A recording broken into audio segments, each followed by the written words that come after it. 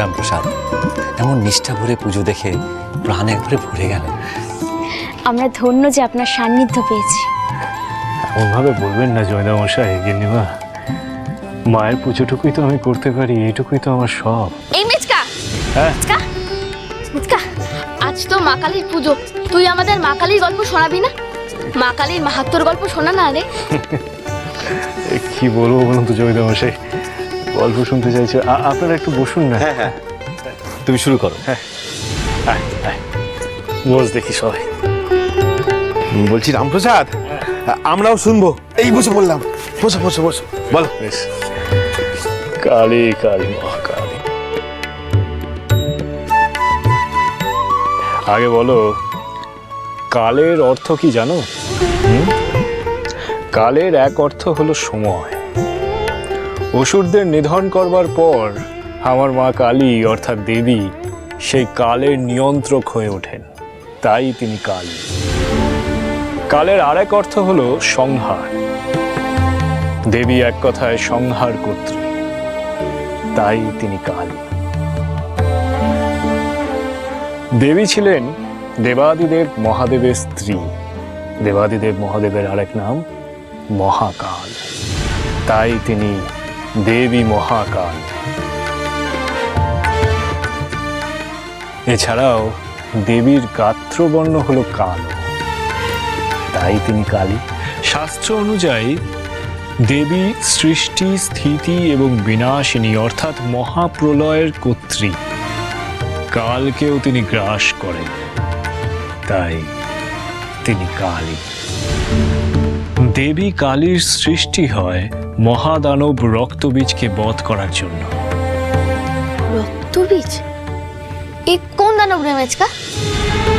রক্তবীজ, রক্তবীজের বিষয়ে জানতে গেলে আগে শুম্ভ এবং নিশুম্ভকে চিনতে হবে। শুম্ভ নিশুম্ভ, এরাই বা কি মেচকা? পুরাকালে পাতাললোকে দুই মহাপরাক্রমশালী অসুর রাজত্ব করত। তারা ছিল শুম্ভ এবং নিশুম্ভ। ত্রিদেব অর্থাৎ ব্রহ্মা, বিষ্ণু এবং মহেশ্বরের বর লাভ করে তারা এতটাই বলীয়ান হয়েছিল যে স্বর্গ থেকে দেবতাদেরকে তারা বিতাড়িত করেছিল। এই শুম্ভাসুর এবং নিশুম্ভাসুরের সৈন্যদলের প্রধান সেনাপতির নাম ছিল মহাদানব রক্তবীজ। এবার বলি যে রক্তবীজ কে ছিল। রক্তবীজ ছিল অসুররাজ দনুর নাতি। স্বয়ং অগ্নিদেবের বরে তার জন্ম হয়েছিল। পরবর্তীকালে এই রক্তবীজ দেবাদিদেব মহাদেবের এক কঠিন তপস্যার ফলে এক মহাশক্তিশালী বর লাভ করে।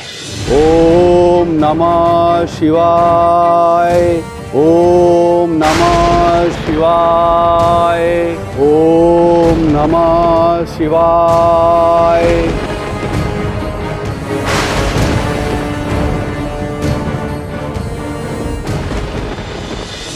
অমরত্বের বর লাভের জন্য রক্তবীজ শুরু করলো দেবাদিদেব মহাদেবের এক কঠোর তপস্যা।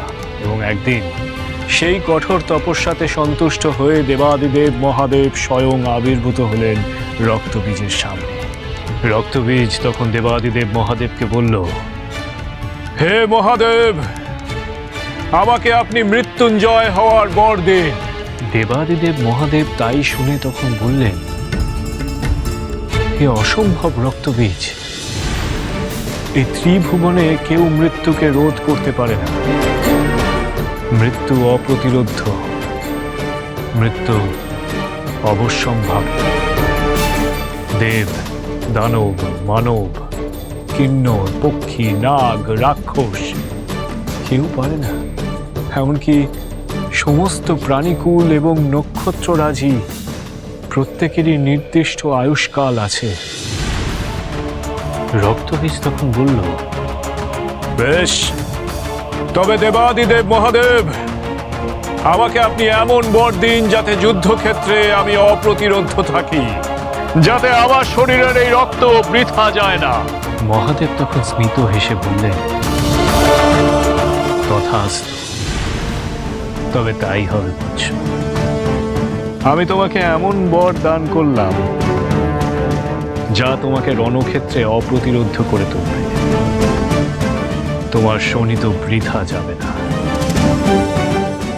আমার বরে, তোমার এক ফোঁটা রক্ত যদি মাটিতে পড়ে, তাহলেই জন্মগ্রহণ করবে আর এক তুমি, এবং তোমার সেই রূপ তোমার শত্রুদের নিধনের জন্য ফের যুদ্ধে মাতবে। মহাদেব তখন তাকে বললেন যে আমার বরদানে আজ থেকে তুমি যুদ্ধক্ষেত্রে হয়ে উঠবে অপ্রতিরোধ্য, এবং তোমার নাম হবে অসুর রক্তবীজ। সেই থেকে অসুর রক্তবীজ হয়ে উঠল অপ্রতিরোধ্য। অসুরদের অত্যাচার আরো বেড়ে চলল। তারা হিংস্রভাবে আক্রমণ করতে শুরু করলো এই ত্রিভুবনের উপর। তারা নির্দ্বিধায় মারতে লাগলো মানব জাতিকে, অত্যাচার করতে লাগলো দেবতাদের উপর, এবং ঋষি মুনিদের যজ্ঞ তারা লণ্ডভণ্ড করতে শুরু করলো। त्र्यम्बकं यजामहे सुगन्धिं पुष्टिवर्धनम् उर्वारुकमिव बन्धनात् मृत्युर्मुक्ष्यमामृतात्।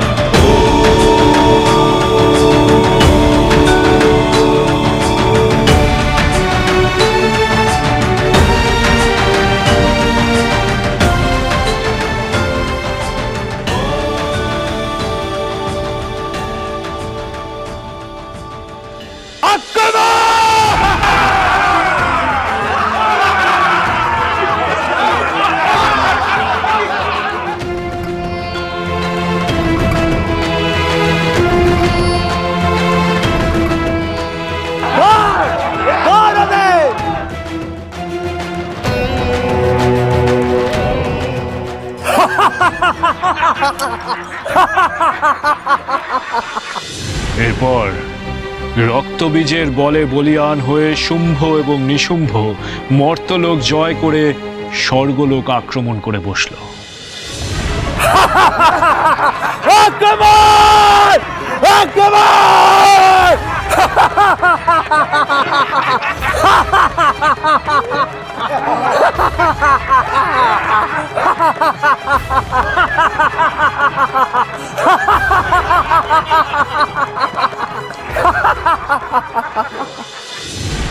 পুরাণে যে কাহিনী রয়েছে সেই কাহিনী অনুসারে এরপর শুম্ভাসুর এবং নিশুম্ভাসুর যখন ত্রিলোক জয় করে ঋষিদের ওপরে অত্যাচার করে দেবতাদেরকে স্বর্গচ্যুত করে, তখন ঋষিগণ একত্রিত হয়ে দেবী মহামায়া স্তব করতে থাকে।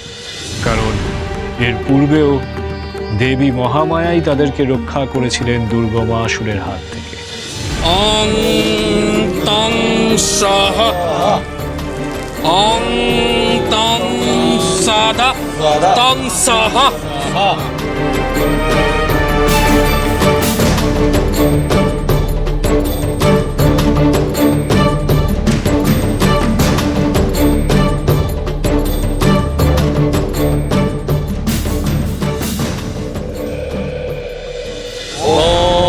देवी पार्वती महाविद्या महामाया महामेधा চং স্বাহা। হে দেবী প্রকট হন, দেখা দিন দেবী, আমাদের দুর্গতি নাশ করুন, আমাদের রক্ষা করুন।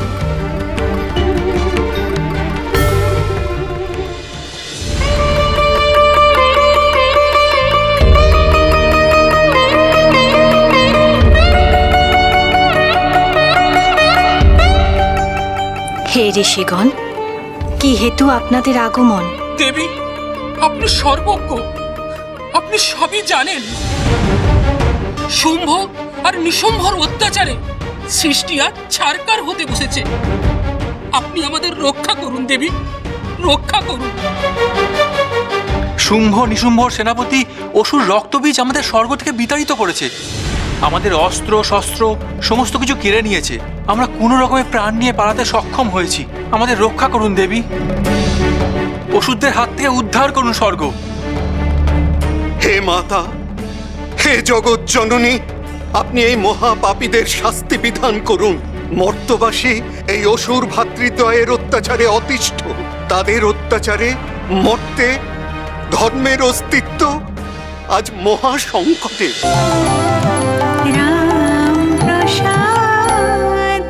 স্টার জলসার প্রিয় শো দেখার জন্য সাবস্ক্রাইব করুন আমাদের ইউটিউব চ্যানেলে এবং আপডেটেড থাকার জন্য প্রেস করুন বেল আইকন।